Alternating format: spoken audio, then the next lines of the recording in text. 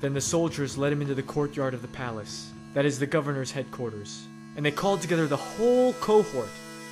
And they clothed him in a purple cloak, and after twisting some thorns into a crown, they put it on him, and they began saluting him. "Hail, King of the Jews!"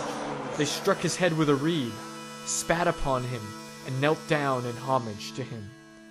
After mocking him, they stripped him of the purple cloak and put his own clothes on him. Then they led him out to crucify him. They compelled a passer-by who was coming in from the country to carry his cross. It was Simon of Cyrene, the father of Alexander and Rufus. Then they brought Jesus to the place called Golgotha, which means the place of the skull. And they offered him wine mixed with myrrh, but he did not take it. And they crucified him. And they divided his clothes among them, casting lots to decide what each should take. It was 9 o'clock in the morning when they crucified him. The inscription of the charge against him read, "The King of the Jews." And with him they crucified 2 bandits, one on his right and one on his left. Those who passed by derided him, shaking their heads and saying, "Aha! You who would destroy the temple and build it in 3 days? Save yourself and come down from the cross!" In the same way, the chief priests, along with the scribes, were also mocking him among themselves and saying, "He saved others. He cannot save himself. Let the Messiah, the King of Israel, come down from the cross now, so that we may see and believe." Those who were crucified with him also taunted him. When it was noon, darkness came over the whole land until 3 in the afternoon. At 3 o'clock, Jesus cried out with a loud voice, "Eloi, Eloi, lema sabachthani," which means, my God, why have you forsaken me?" When some of the bystanders heard it, they said, "Listen, he is calling for Elijah." And someone ran, filled a sponge with sour wine, put it on a stick, and gave it to him to drink, saying, "Wait, let us see whether Elijah will come to take him down." Then Jesus gave a loud cry and breathed his last.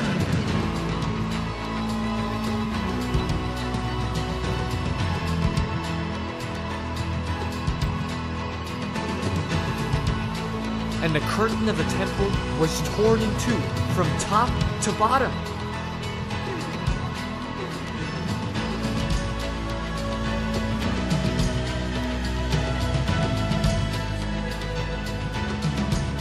Now when the centurion who stood facing him saw that in this way he breathed his last, he said, "Truly, this man was God's son."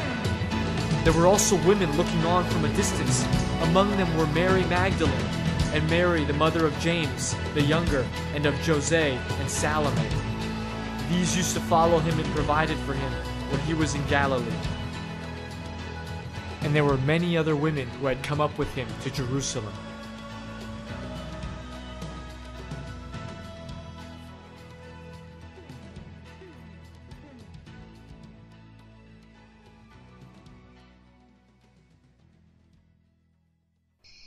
When evening had come, and since it was the day of preparation, that is, the day before the Sabbath, Joseph of Arimathea, a respected member of the council, who was also himself waiting expectantly for the kingdom of God, went boldly to Pilate and asked him for the body of Jesus. Then Pilate wondered if he were already dead, and summoning the centurion, he asked him whether he had been dead for some time. When he learned from the centurion that he was dead, he granted the body to Joseph. Then Joseph bought a linen cloth, and taking down the body, wrapped it in the linen cloth, and laid it in a tomb that had been hewn out of the rock. He then rolled a stone against the door of the tomb. Mary Magdalene and Mary, the mother of Jose, saw where the body was laid.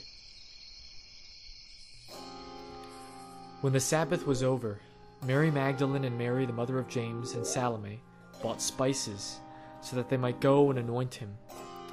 And very early on the first day of the week, when the sun had risen, they went to the tomb. They had been saying to one another, "Who will roll away the stone for us from the entrance to the tomb?" When they looked up, they saw that the stone, which was very large, had already been rolled back.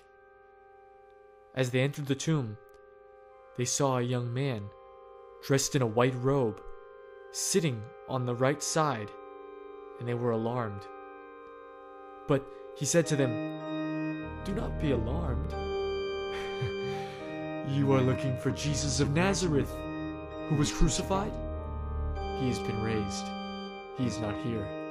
Look, there's the place they laid him. But go, tell his disciples and Peter that he is going ahead of you to Galilee. There you will see him, just as he told you." So they went out and fled from the tomb, for terror and amazement had seized them, and they said nothing to anyone, for they were afraid.